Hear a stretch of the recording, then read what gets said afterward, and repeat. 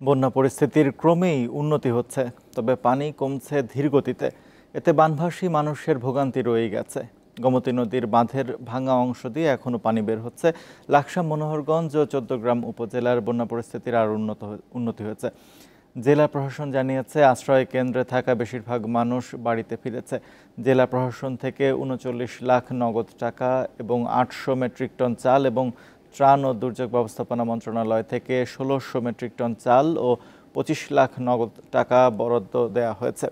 নোয়াখালীতে গত ৫ দিন বৃষ্টি না হয় পানি নামতে শুরু করেছে, তবে বেগমগঞ্জ ও সোনাইমুড়ীর বন্যা পরিস্থিতি অপরিবর্তিত রয়েছে। বন্যা কবলিত বিভিন্ন এলাকায় ডায়রিয়া আক্রান্তের সংখ্যা বাড়ছে।